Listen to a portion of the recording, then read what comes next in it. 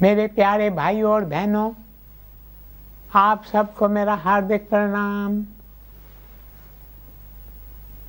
जैसा कि कल हमने देखा कि एक समय शर्मिष्ठा और देवयानी अच्छी सहेलियां थीं, किंतु एक दिन उन दोनों में कुछ अनबन हो जाती है। शर्मिष्ठा देवयानी से कुछ अपशब्द कह देती है और उसके वस्त्र फाड़ कर उसे कुएं में फेंक देती है, जिसके कारण देवयानी कहती है, अब मैं इस नगर में नहीं रहूंगी। उसके पिता और नगर के राजा देवयानी को बहुत समझाते हैं, लेकिन देवयानी उनकी एक नहीं सुनती। आखिर राजा उसे कहता है, अब तुम ही बताओ कि इसके लिए हमें क्या करना चाहिए। मैं तुम्हारी हर बात मानने के लिए तैयार हूँ, किंतु तुम इस नगर से अपने पिता को ले जाने की बात मत करो। तब देवयानी कहती है, मेरी एक शर्त है, यदि आप वो शर्त पूरी करें तो मैं आपके नगर में रहने के लिए तैयार हूँ। राजा पूछता है, तुम्हारी शर्त क्या है? इस पर देवयानी कहती है, मेरी शर्त है कि यदि शर्मिष्ठा मेरी दासी बनकर रहे, वह मेरे हर आदेश का पालन करे, मैं उसे जो कहूँ वो करने के लिए वह तैयार हो, मैं जहाँ भी जाऊँ वो मेरे साथ चले, तो मैं आपके नगर में रहने के लिए तैयार हूँ। मेरे प्यारे भाइयों और बहनों, राजा देखता है देवयानी अपनी बात पर अड़ी हुई है। यदि कोई लड़की किसी बात पर अड़ जाए तो उसे कोई नहीं समझा सकता। राजा अब शर्मिष्ठा को संदेश भेजता है। राजा के सेवक शर्मिष्ठा के पास आकर उसे सारी बात बताते हैं। वे उससे कहते हैं, तुमने जो भूल की है उसका नतीजा ये है कि तुम्हें अब देवयानी की दासी बनकर रहना होगा, वरना सारा नगर तहस नहस हो जाएगा। शर्मिष्ठा यह सुनकर सन्नाटे में आ जाती है।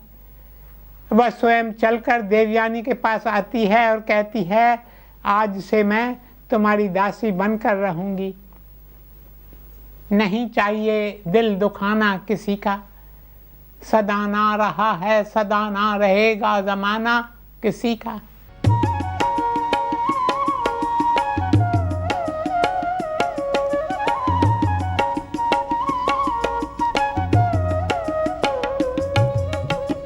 नहीं चाहिए दिल दुखाना किसी का, नहीं चाहिए दिल दुखाना किसी का। सदा ना रहा है सदा ना रहेगा जमाना किसी का। नहीं चाहिए दिल दुखाना किसी का, नहीं चाहिए दिल दुखाना किसी का।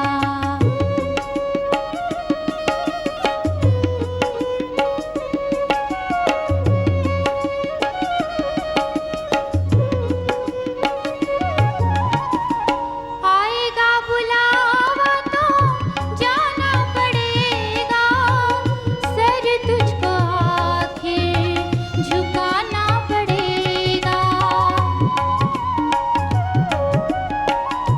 आएगा बुलावा तो जाना पड़ेगा, सर तुझको आखिर झुकाना पड़ेगा।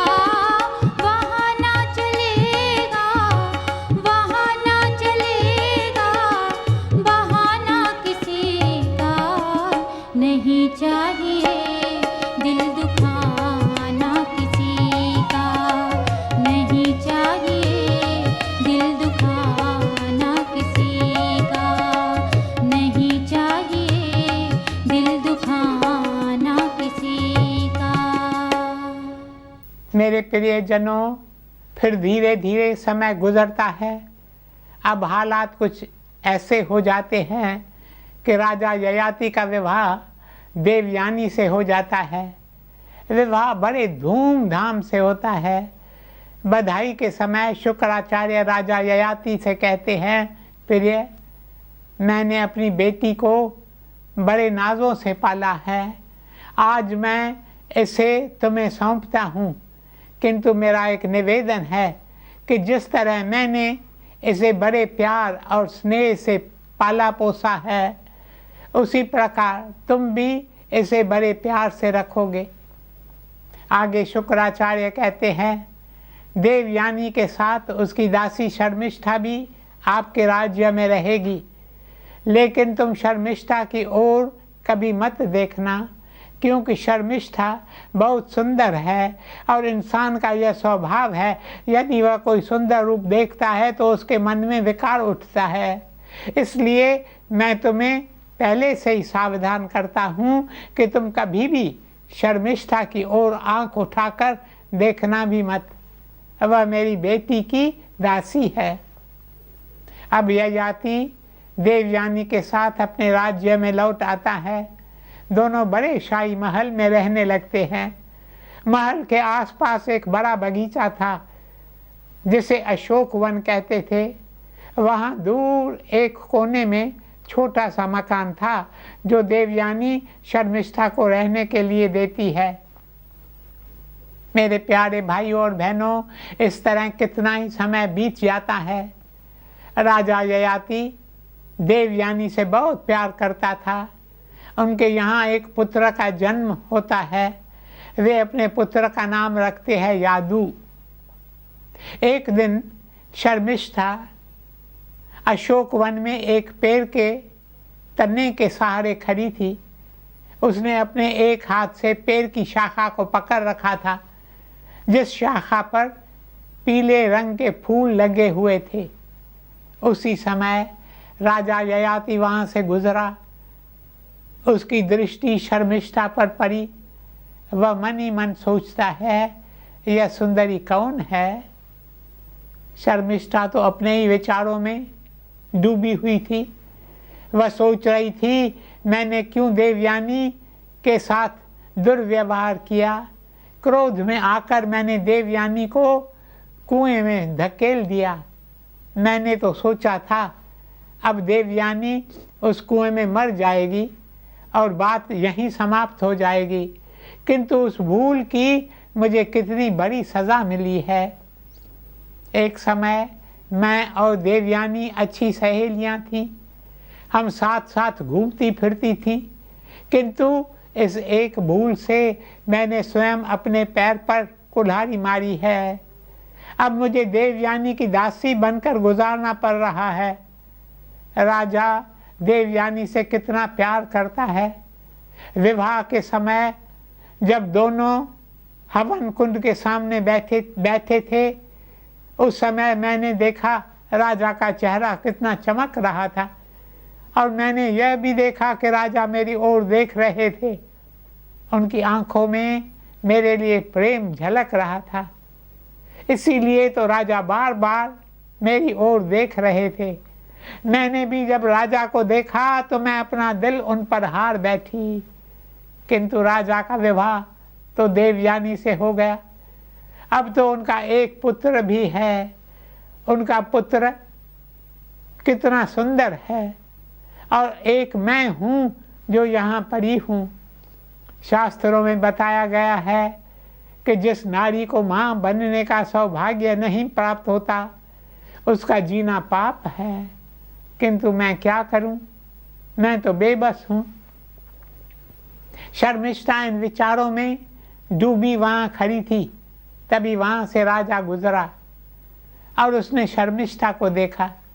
उस समय राजा ययाति के सामने वह दृश्य घूमने लगता है जब विवाह के समय उसने शर्मिष्ठा को प्रेम भरी निगाहों से देखा था। मेरे प्यारे भाइयों और बहनों, फिर राजा ययाति धीरे धीरे अपने कदम शर्मिष्ठा की ओर बढ़ाता है और उसके पास जाकर खड़ा हो जाता है। तब वह अपनी आंखें खोलती है और राजा को अपने सामने देखती है। उसकी आंखें भी प्यार से चमक उठती है। वह राजा से कहती है, हे राजन, आपने ढंढोरा पिटवाया है कि जिसे जो चाहिए वो आपसे ले जाएं। इसलिए राजन, मैं आपसे कहती हूँ, आप मुझ पर एक मेहरबानी करें। राजा कहता है, हे सुंदरी, मैं तुम्हारे लिए क्या कर सकता हूँ? शर्मिष्ठा कहती है, मुझे एक ही बात चाहिए, मैं माँ बनने का सौभाग्य प्राप्त करना चाहती हूँ, क्योंकि शास्त्रों में बताया गया है जो नारी माँ नहीं बनती उसका पृथ्वी पर जन्म लेना पाप है। मैं इस पाप से मुक्त होना चाहती हूँ। मैं आपकी अर्धांगिनी बनकर एक बच्चे को जन्म देना चाहती हूँ। शर्मिष्ठा की बात कर राजा सोच में डूब गया। इस पर शर्मिष्ठा कहती है, राजा, आप किस सोच में पड़ गए? मैं तो पहले से ही आपकी हूँ, क्योंकि मैं तो आपकी धर्मपत्नी की दासी हूँ। धर्मपत्नी की दासी होने के नाते मैं आपकी भी दासी हुई। केवल आपको मुझ पर मेहरबानी करनी है। राजा उसकी बात से सहमत हो जाता है। अब वह छिप छिप कर शर्मिष्ठा से मिलने लगता है। फिर शर्मिष्ठा एक बेटे को जन्म देती है। जब देवयानी को इस बात का पता चलता है तब वह शर्मिष्ठा से कहती है, ऐसा काम करते हुए तुम्हें लज्जा नहीं आई? यदि तुम्हें बच्चे को जन्म ही देना था तो तुम मेरे पास आती, मैं तुम्हारा विवाह कर देती। अब पता नहीं यह किसके बच्चे को तुमने जन्म दिया है। तब शर्मिष्ठा उसे कहती है, एक महर्षि यहाँ से गुजरे, उन्होंने मेरी ओर देखा और मुझसे बोले, आयु में बड़ी हो गई हो, तुमने अभी तक विवाह नहीं किया और ना ही माता बनने का सौभाग्य प्राप्त किया है, यह तो पाप है। तब मैंने उस महर्षि से कहा, कृपया अब आप ही मुझे इस पाप से बचाइए। उन्होंने मुझे इस पाप से बचाया। तब देवयानी ने कहा, यदि ऐसी बात है तो ठीक है, किंतु मुझे बताओ इस ऋषि का नाम क्या है? इस पर शर्मिष्ठा ने कहा, उस ऋषि का मुख सूर्य की तरह इस कदर चमक रहा था, जिसकी चमक देखकर मैं उनसे नाम पूछना ही भूल गई। मैंने उनसे बिना कुछ पूछे स्वयं को अर्पण कर दिया। मेरे प्यारे भाइयों और बहनों, इस बीच देवयानी ने मदिरा पान करना शुरू किया था। महल की सुख सुविधाओं के कारण उसे यह बुरी आदत पड़ गई। काम क्रोध मद लोभ के जब लग घट में खान, कबीर मूर्ख पंथ था, दोनों एक समान।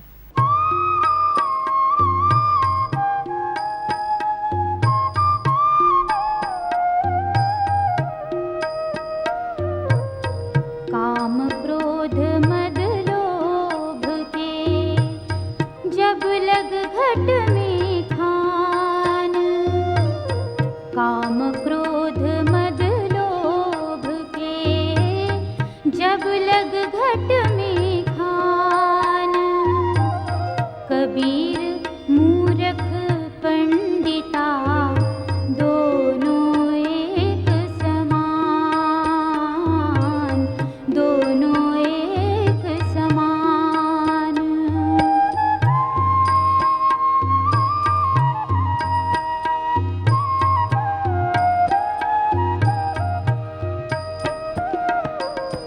काम क्रोध मद लोभ के जब लग घट में खान, काम क्रोध मद लोभ के जब लग घट में खान, कबीर मूर्ख पंडिता, दोनों एक समान,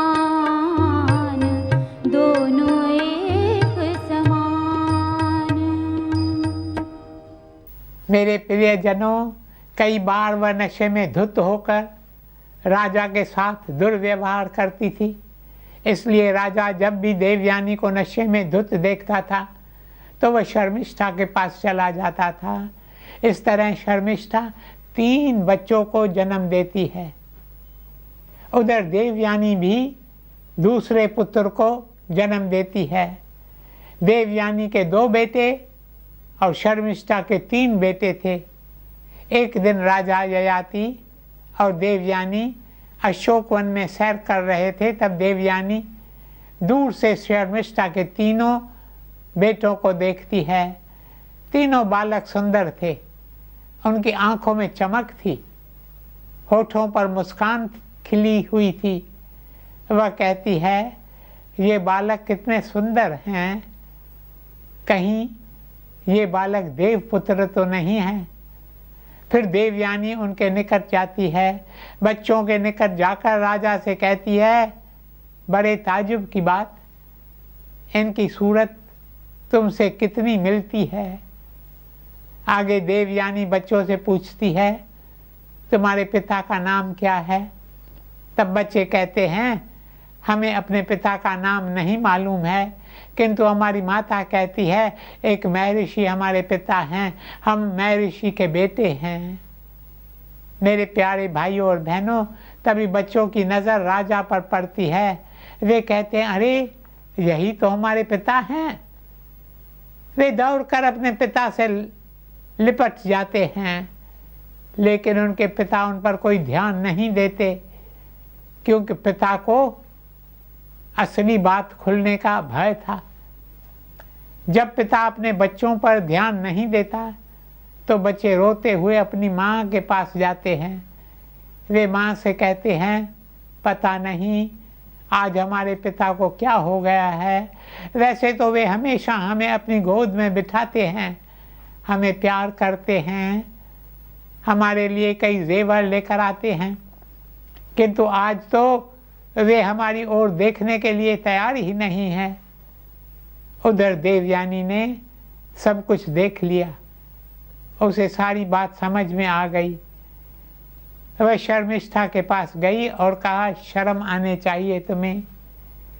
मैंने तुमसे पूछा था कि इन बच्चों का पिता कौन है, तुमने कहा एक महर्षि इनका पिता है, तुमने मुझसे झूठ बोला।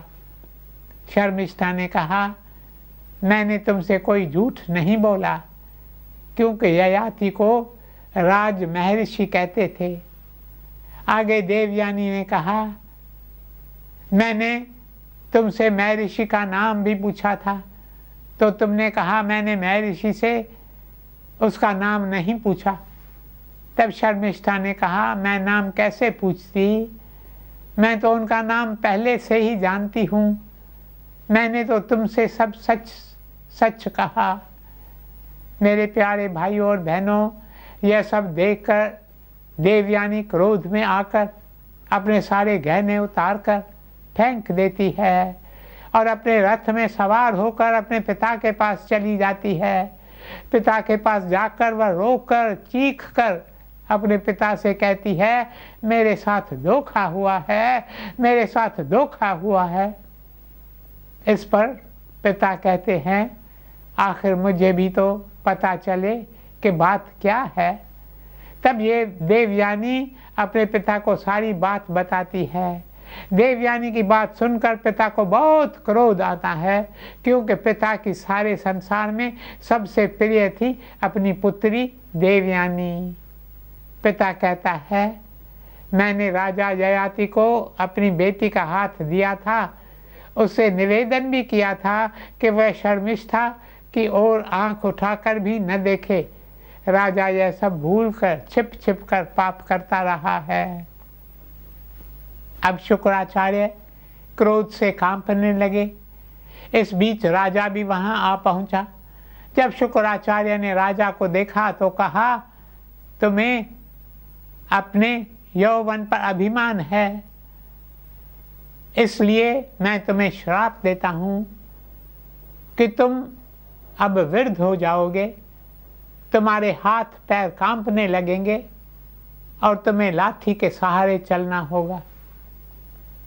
ययाति उनसे कहता है, मैंने ढंढोरा पिटवाया था कि जिससे जो चाहिए वह मुझसे आकर मांग ले। शर्मिष्ठा ने मेरे आगे अपनी मांग रखी। अब मैं क्या करता? वैसे तो मैं उसकी ओर आंख उठाकर नहीं देखता, मैं सदा आपके आदेश का पालन करता रहा। राजा की बातें सुनकर शुक्राचार्य का क्रोध कुछ कम हुआ। उन्होंने कहा, मेरे मुख से कभी झूठे वचन नहीं निकले हैं, इसलिए मैंने जो कुछ कहा वह होकर ही रहेगा। तुम उनसे बच नहीं पाओगे। बस कुछ ही समय में वृद्ध अवस्था तुम्हें घेर लेगी। आज बस यहीं तक, शेष कल। ओम शांति शांति शांति।